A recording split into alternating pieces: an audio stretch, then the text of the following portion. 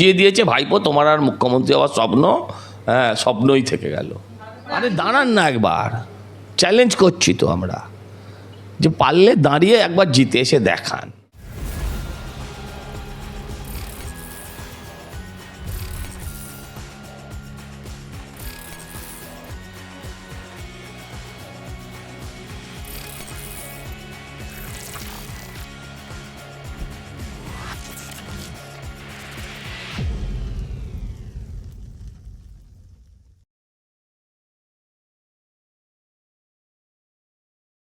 ঠিকই, লক্ষ্মী ভাণ্ডারে উনি 12,000 টাকা দিয়েছেন, কিন্তু লক্ষ্মীর সন্তান বা লক্ষ্মীর নারায়ণ স্বামী তাদেরকে উনি রাজ্য ছাড়া করে ছেড়েছেন।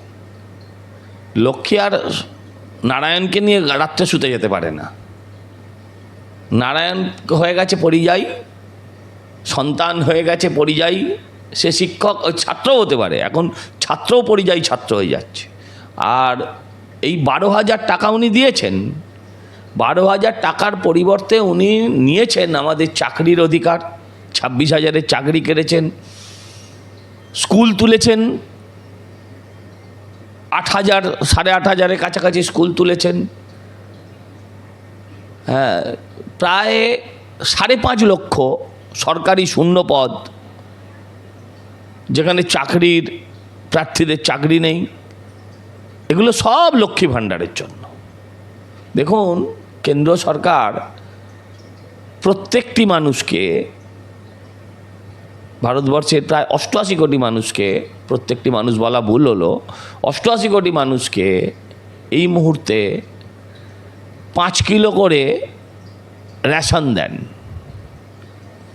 পরিবারে যদি 4 জন থাকে 20 জন মানুষ হয়। 1 কিলো চালের দাম যদি আমি 50 টাকা ধরি, তাহলেও 1,000 টাকা কেন্দ্রীয় সরকারও দেয়, কিন্তু আপনি এর প্রচার পাবেন না। মজা হচ্ছে, মুখ্যমন্ত্রী আগে এটাকে নিজের খাদ্যশ্রী বলে চালাচ্ছিলেন, এখন সেটা ধরা পড়ার পর সেটা বন্ধ করেছেন। এবং ট্রোলিং এর ভয়ও আছে যথেষ্ট তার, সেই কারণে তিনি বলছেন যে উন্নয়নের পাঁচালী নিয়ে সমাজ মাধ্যমে অপপ্রচার হতেও বা পারে, সেজন্য আইনি ব্যবস্থা হুঁশিয়ারি পর্যন্ত দিয়ে দিয়েছেন। উনি কাঁচকলা করবেন, উনি কাঁচকলা করবেন, উনি যা খুশি তাই বলবেন। ট্রোল তো আমাদের নিয়েও হয়, সবাইকে নিয়ে হয়, কাকে নিয়ে হয় না? আর এই বিজ্ঞানকে কেউ আটকাতে পারবে না। সমাজ মাধ্যম এমন একটা জিনিস যার কোনো দেশের সীমানা নেই, রাজ্যের সীমানা নেই। ভিন রাজ্যের লোকেরা করলে আপনি কী করবেন? আমার বক্তব্য যেটা হচ্ছে, উনি একটা মিম আইটেম, মিম ক্যারেক্টার। উনি যেদিন টিভিতে বলেন, আগে শুধু রাজনৈতিক কর্মীরা আমরা শুনতাম, কেউ পক্ষে বলার জন্য, কেউ তার বিপক্ষে বলার জন্য। এখন যারা মিম করেন, হ্যাঁ, সেই লোকেরাও সকাল থেকে রাত অবধি বসে থাকে মুখ্যমন্ত্রী কখন বলবেন। তাদের 7 দিনের কন্টেন্ট ক্রিয়েট হয়ে যাবে এর থেকে। এটা অত্যন্ত লজ্জার। আফটার অল একজন মুখ্যমন্ত্রী। একটু আগে আপনি যে বিষয়টা তুলেছিলেন যে লক্ষ্মীর পাশে নারায়ণ থাকেন না, নারায়ণ বা তার সন্তান সকলেই এখন পরিযায়ী হয়ে যাচ্ছে, তো সেইখানে দাঁড়িয়ে যখন প্রশ্ন করা হয়েছে যে 15 বছরে এত উন্নয়ন, তাহলে বাংলার শিল্প কেন মুম্বাই বা গুজরাটের ধারে কাছে আসছে না, সেখানে মুখ্যমন্ত্রী বলছেন যে বাংলা এখন নাকি গোটা দেশের মডেল। হ্যাঁ, মডেল তো বটেই, মডেল তো বটেই। মডেল উন্নয়নের হয়, মডেল অনুন্নয়নেরও হয়। উনি মডেল বলেছেন, উন্নয়নের মডেল তো বলেননি। আমি আপনাকে একটা পরিষ্কার করে জানতে চাই, আপনি একটা কারখানার নাম, একটা কোম্পানির নাম বলুন, কারখানার নাম বলুন, একটা কিছুর নাম বলুন, যেখানে গত 15 বছরে রাজ্য সরকার তৈরি করেছেন এবং যেখানে 2,000 মানুষ চাকরি করে, বেশি চাই না, 2,000। একটা, আচ্ছা, সেখানে সাধারণ মানুষ চাকরি করবে না, তৃণমূলের লোকেরাই চাকরি করবে, একখানা দেখান। বহু সরকার আছে যারা চাকরি দিতে হয়তো পারিনি, কিন্তু চাকরি তারা কেউ খেতেও পারিনি। এই রাজ্যের সরকার 26,000 মানুষের চাকরি খেয়ে ঢেকুর অবধি তুলল না। এত নির্লজ্জ, অন্য কোনো মুখ্যমন্ত্রী হলে সে গলায় দড়ি দিত, এ গলাবাজি করছে, কি উত্তর দেব? না, কিন্তু এই প্রশ্নের উত্তর তো মুখ্যমন্ত্রী দিয়ে রেখেছেন তাকে যখন প্রশ্ন করা হয়েছে যে 15 বছরে তৃণমূল সরকার এত উন্নয়নের দাবি করেছে, তাহলে কেন কর্মসংস্থানের বাস্তব চিত্র এত খারাপ? তাতে মুখ্যমন্ত্রী বলছেন 2 কোটিরও বেশি কর্মসংস্থান হয়েছে, দারিদ্র্য কমেছে। 2 কোটির ওপরে যদি কর্মসংস্থান হয়, পশ্চিমবঙ্গে 7 কোটি ভোটার, 7 কোটির মধ্যে এখন কত মৃত বেরোবে জানি না, আমি ধরে নিচ্ছি 7 কোটি ভোটার। যদি 7 কোটির মধ্যে 2 কোটি ওনার, তাহলে প্রতি 5 জনে 2 জন করে লোক প্রতি 7 জনে 2 জন করে লোক পাওয়া যাবে, 5 জন অন্তর 2 জন করে লোক পাওয়া যাবে। আপনি রাস্তায় বেরিয়ে জিজ্ঞাসা করুন যে মুখ্যমন্ত্রী কোন প্রকল্পে আপনি কাজ করছেন। কাজের জায়গা তো দুটো, একটা হচ্ছে 100 দিনের কাজ, সেটাও এখন গেছে, এখনও কী অবস্থা আছে আমি ঠিক জানি না, সেটাও ওনার প্রজেক্ট নয়। আরেকটা হচ্ছে সিভিক কন্ট্রাকচুয়াল, এছাড়া তো কিচ্ছু নেই।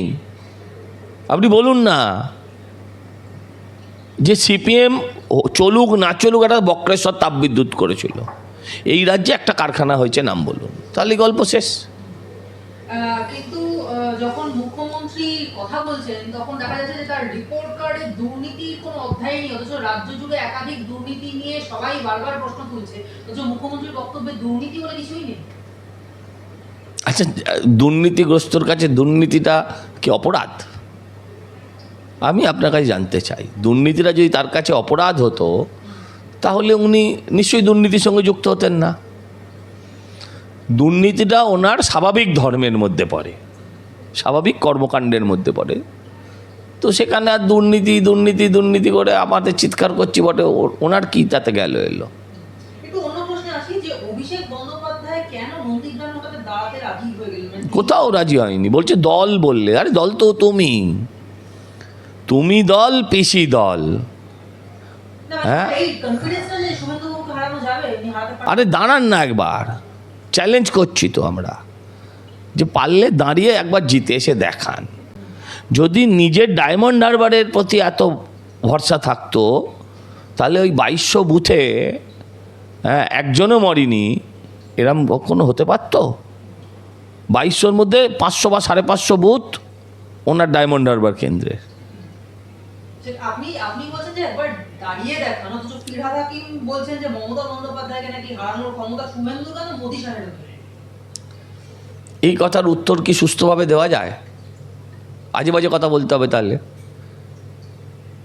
মদন মিত্র বলতে হবে, ওনার সঙ্গে মদন মিত্র তুলনা করতে হবে, যেটা আমি চাই না। আর হারিয়ে এসছে তো 1956, হারিয়ে তো তারপরে এসছে। মুখ্যমন্ত্রী তো কম্পার্টমেন্টাল পেয়ে তারপরে উনি মুখ্যমন্ত্রী হয়েছেন। অভিষেক বন্দ্যোপাধ্যায় বলছেন যে তৃণমূলের যদি আসন সংখ্যা না বাড়ে তাহলে যা শাস্তি দেবেন মাথা পেতে দেবেন। উনি তো বলেছিলেন দুর্নীতির অভিযোগ প্রমাণিত হলে আমি ফাঁসিতে চলে যাব। ফাঁসি কাটে তো জং পড়ে গেল, হ্যাঁ, জল্লাদ দাঁড়িয়ে দাঁড়িয়ে বুড়ো হয়ে গেল। লিপস অ্যান্ড বাউন্সের প্রায় 7 কোটি টাকার সম্পত্তি ওনার সিজ করা হয়েছে। কোনো দিন একটা অভিযোগ করেছে সেটা নিয়ে একটা কথাও বলেছে কোথাও? অথচ ফাঁসি কাটেও চড়েনি, ওর কোনো কথার দাম নেই। ব্লাড স্পিক, রক্ত কথা বলে। ওর পিসিও যেমন মিথ্যাবাদী, ও সেরকম মিথ্যাবাদী। পিসিও অনেকবার বলেছে আমার প্রাণ থাকতে এটা হতে দেবো না, ওটা হতে দেবো না, প্রাণও আছে, আর সেগুলোও ঘটেছে। উনিও বলেছিলেন যদি অর্জুন সিং যেতে আমি হাতের কবজি কেটে দেবো, এই কি আমি রাজনীতি ছেড়ে দেবো। কী হলো? অর্জুন সিং তো সেবার জিতেছিল। এরকম অনেক কথা বলেছে।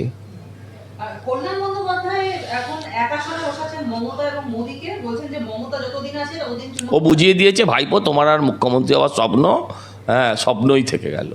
না, কিন্তু বলছেন তো যে যতদিন মোদি রয়েছে ততদিনই পদ্ম ফুল ফুটবে, তারপরে আর বিজেপিকে নাকি কেউ চিনবে। আরে এটা তো বিরোধী দল, বিরোধী দল মোদি অবধি যে সার্টিফিকেট দিয়েছে এটার জন্যই আমি ওকে থ্যাংক ইউ বলবো। কিন্তু নিজের দল সম্বন্ধে কি বলেছে? যে মমতাও যতদিন ততদিন। আর মমতা থাকতে থাকতে নিশ্চয়ই অভিষেক বন্দ্যোপাধ্যায়ের আর মুখ্যমন্ত্রী হওয়া হলো না। একটা শেষ প্রশ্ন করবো যে সুপ্রিম কোর্টের প্রধান বিচারপতিকে অসম্মান করলেন তৃণমূলের সাংসদ কল্যাণ বন্দ্যোপাধ্যায়। বিচারপতিদের অবান্তর কথা বলা মানায় না, টিআরপির জন্য এসব বলে থাকেন, সংসদের বাইরে এমন মন্তব্য করছেন। ও তো টিআরপির জন্য যা খুশি তাই করে। ও স্টেজে উঠে মদ খেয়ে নাচতে শুরু করে, প্রত্যেকবার দুর্গা পুজো এলে পরেই ম্যা ম্যা করে কাঁদতে শুরু করে। হ্যাঁ, ও অঙ্গভঙ্গি করে বিভিন্ন কখনো রাজ্যপালকে, কখনো আগের রাজ্যপাল ধনকর সাহেবকে হ্যাঁ মিমিক্রি করে। হ্যাঁ, ও কখনো শুভেন্দুর বাপ তোলে, মা তোলে। হ্যাঁ, ও শুরু করেছিল ও এই বুদ্ধদেব বাবুকে দিয়ে, সেটা চরম পর্যায়ে গিয়ে পৌঁছেছে। ভালো একটা পাগলের ডাক্তার দেখে একটু ওকে বড়ি টড়ি দিলে হবে না, ওই ছোটো ছোটো ট্যাবলেট বড়ি ওসবে ওর কাজ হবে না, ওকে একটু শক দিতে হবে, একটু হাই ভোল্টেজ। আসলে তারা নির্বাচনকে চিরকাল প্রহসনে পরিণত করেছে, এটাকেও তারা প্রহসন করতে গেছিল। নির্বাচন ব্যবস্থাটাকে ভেঙে দিয়ে হ্যাঁ নির্বাচনের নামে প্রহসন করাটাই তাদের একমাত্র উদ্দেশ্য ছিল। সে বিষয়ে কোনো সন্দেহ নেই, এটাতেও কোনো সন্দেহ নেই যে বিষয়ে তারা সম্পূর্ণভাবে ব্যর্থ হবে। আমরা দেখলাম যে যেভাবে পৌঁছলেন, আমি সেখান থেকে জিজ্ঞাসা করব যে সিইও কে উদ্ধার করতে না গেলে কি ওনারা সারা রাত অফিসে আটকে থাকবেন? সেটা আমার পক্ষে বলা সম্ভব না ওনারা সারা রাত অফিসে আটকে থাকতেন কিনা, কিন্তু বিষয় হচ্ছে এরকম একটা 144 জনে পাশে রাজভবন, তার পাশে আপনার সামনেই আপনার রিজার্ভ ব্যাংক, এ পাশে ক্যালকাটা পুলিশের হেডকোয়ার্টার, এরকম 144 জারি হওয়া একটা জোনে কিভাবে তারা একেবারে ইলেকশন অফিসের ভেতরে ঢুকে পড়লেন, বাংলার মানুষ আজ সেটা জানতে চায়। কারণ পুলিশ তাদের কি করে ঢুকতে দিল, পুলিশ কেন ঢোকালো, এটা বাংলার মানুষ আজকে জানতে চায়। বিএলওদের সমস্যার আড়ালে টিএমসি কি রাজনৈতিক বাহিনী নামিয়ে বিশৃঙ্খলা তৈরি করেছে? বিএলওদের এই যে সমস্যার আড়ালে কোথাও কি তৃণমূল কংগ্রেস কি রাজনৈতিক বাহিনী নামিয়ে একটা বিশৃঙ্খলা তৈরি করেছে? একটা বিশৃঙ্খল দল, ওর থেকে আপনি সুশৃঙ্খলা আশাও করাটা মূর্খামি। ওর থেকে আপনি শৃঙ্খলা, ওর থেকে আপনি সুশৃঙ্খল, ওর থেকে আপনি ন্যায় নীতি এগুলো এক্সপেক্ট করাটাও তো বোকার কাজ। সেরকম বোকামি না করাই ভালো। একটা প্রশ্ন মানুষ সব জায়গায় করছেন যে শিক্ষকদের নাম করে যারা অশান্তি করলো তারা আসলে কারা?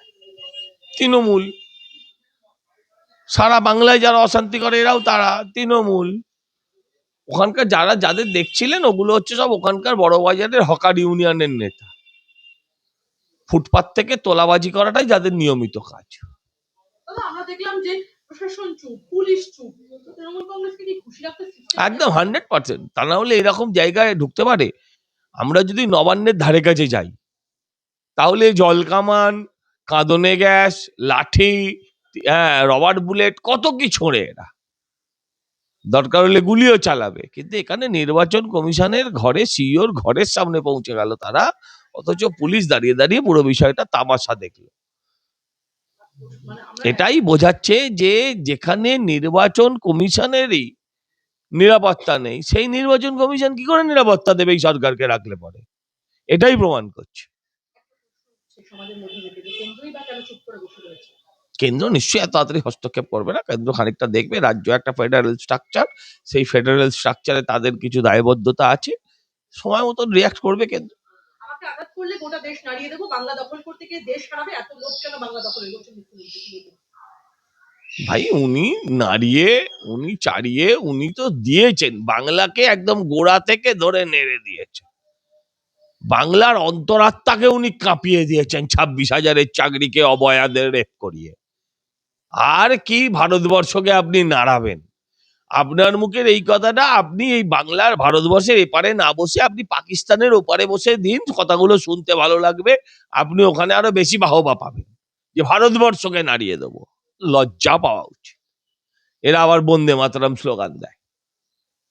একদিকে মুখ্যমন্ত্রী বলছেন যে 2029 খুবই ভয়ঙ্কর, শকুনি মামারা কোথায় পালাবে, অন্যদিকে তিনি বলছেন বিজেপিকে বারবার বলি আমার সাথে 2029 তো তুমি পরে দেখবে মা, তুমি আগে 2026টা সামলে নাও, সেটা যে তোমার জন্য কত ভয়ঙ্কর সেটা 6 মাস বাদে তুমি বুঝতে পারবে।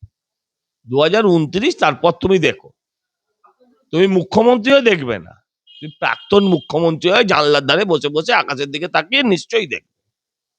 সজলদা, আপনাদের উদ্দেশ্যে মুখ্যমন্ত্রী বলছেন যে বিজেপিকে বারবার বলি আমার সাথে খেলতে যাস না, আমি যে খেলাটা খেলবো এখন নোংরা নোংরা জঘন্য অসভ্য ইতরের খেলা আপনি যেটা খেলবেন মানুষের জীবন নিয়ে, মানুষের ভবিষ্যৎ নিয়ে, মানুষের প্রাণ নিয়ে, হ্যাঁ, সরকারি কর্মচারীদের ডিএ নিয়ে, অভয়াদের ইজ্জত নিয়ে আপনি বারবার খেলেছেন, আপনি বারবার খেলবেন, আমরা সেটা জানি। আপনারা তো ওয়ান করছেন তো মুখ্যমন্ত্রী যে আপনারা যাতে খেলতে না দেন, বুঝিয়ে দেবেন। হ্যাঁ, আমি ভয় পেয়ে জামা কাপড় নোংরা হয়ে গেল আমার। বিজেপিকে আক্রমণ করে মুখ্যমন্ত্রীকে বলছে না যে সারা ভারত সরকার বসে থাক, সব এজেন্সি নিয়ে বসে থাক, কোটি কোটি টাকা খরচ করো, টাকা গুজে গুজে দাও, মানুষ টাকা নেবে কিন্তু মানুষ ভোট দেবে না, তুমি একবার টাকা দেবে। ঠিক কথা, ঠিক কথা। তোমারও লক্ষ্মী ভান্ডার খেলে সবাই তোমায় ভোট দেয়নি, ভবিষ্যতেও দেবে না। তোমার লক্ষ্মী ভান্ডার নিয়ে সবাই তোমায় ভোট দেয়নি, তুমি যতই হাতে টাকা গুঁজে দাও সেই টাকা নিয়ে মানুষ তার ভবিষ্যৎ বারবার বেচবে না। হ্যাঁ, ভবিষ্যৎ মানুষ তার সুরক্ষিত করতে ভারতীয় জনতা পার্টিকেই নিয়ে আসবে দিদিমণি, তুমি কোনো চিন্তা করো না। মুখ্যমন্ত্রী বলছেন যে যতক্ষণ শ্বাস ততক্ষণ আস, ততক্ষণ বিশ্বাস রাখুন, অভয়া বাণী দিচ্ছেন একদম রীতিমতো। কতক্ষণ শ্বাস সেটাও জানার প্রশ্ন, রাজনৈতিকভাবেই প্রশ্নটা করলাম। যতক্ষণ শ্বাস ততক্ষণ আস, কিন্তু প্রশ্নটা হচ্ছে কতক্ষণ শ্বাস, সেটাও জানতে চায় বাংলার মানুষ, এটা রাজনৈতিকভাবে ব্যাখ্যা করবেন। মানে বলেছেন যে মুখ্যমন্ত্রী খোদ নিজে আমরা নিজেরাও সকলে দেখেছি যে মিডিয়ার দৌলতে যে মুখ্যমন্ত্রী খোদ এসআইআর এর ফর্ম নিয়েছেন হাতে করে, কিন্তু তিনি বলছেন যে আমি কিন্তু ফর্ম ফিল আপ করিনি, আপনারা করবেন এসআইআর ইস্যুতে মন্তব্য। উনি জানেন, উনি ফর্ম নিয়ে ফর্ম ফিল আপ না করলে ভোটার লিস্ট থেকে ওনার নামটা কাটা যাবে কেমন করে, সেটা উনি বসে বসে দেখবেন। আসলে মাথার ঠিক নেই, আতঙ্কে সব ভুলভাল বকছে। মমতা বন্দ্যোপাধ্যায়ের নাম কাটা যাবে ভোটার তালিকায়? হ্যাঁ, আপনি যদি ফর্ম নিয়ে ফর্ম জমা না দেন তাহলে কি হবে, অন্যদের যা হবে ওনার ক্ষেত্রেও তা হবে। সংবিধানের কাছে তো আর ভিআইপি কোটা নেই রে বাবা, শেষ কয়েকটা প্রশ্ন, শুভেন্দু অধিকারী কয়েকটা করা যাবে না, একটা। শুভেন্দু অধিকারীকে একদম নাম না করে ছোট স্যার বলে কটাক্ষ করছেন, তিনি বলছেন বাঁশের চেয়ে কঞ্চি বড়, শাড়ির চেয়ে গামছা, আর মন্ত্রীর চেয়ে আমলা বড়। পাগল সবচেয়ে বড়, বাঁশের চেয়ে কঞ্চি বড়, মন্ত্রীর চেয়ে আমলা, শাড়ির চেয়ে গামছা বড়, আর সবার ওপরে হচ্ছে পাগল বড়। আর একটাই শেষ প্রশ্ন, তৃণমূলের দ্বারা রেখা পাত্র, কেয়াদি এবং তরুণ জ্যোতির নামে অত্যন্ত নোংরা, অত্যন্ত নোংরা, অত্যন্ত ঘৃণ্য। পুলিশ যদি এদের ধরে ভালো, নয়তো ভারতীয় জনতা পার্টির কর্মীরা এদের ধরবে, কোনো চিন্তা নেই। অত্যন্ত ঘৃণ্য, অত্যন্ত নোংরা, অত্যন্ত কুরুচিপূর্ণ। এটাই তৃণমূলের পেডিগ্রি, এটাই তৃণমূলের কালচার। তৃণমূলের কাছ থেকে এর থেকে ভালো কিছু আশা করবেন না, এটাই প্রত্যাশিত। কিন্তু এটাও যেন যিনি এই কাজগুলো করেছেন বা যারা এই কাজগুলো করছেন তারাও যেন প্রত্যাশাটা সঠিকভাবে রাখেন যে তাদের সাথেও একই জিনিস হবে, কোনো চাপ নেই। দলের হয়ে তরুণ জ্যোতি তিওয়ারি অ্যাপিয়ার করেছিলেন এবং একাধিক রাজ্য সরকারের মামলা, সেই জন্য কি কোথাও গিয়ে ভিন্ডিকটিভ পলিটিক্স? বলতে পারবো না। ধন্যবাদ আপনাকে আমাদের সঙ্গে থাকার জন্য।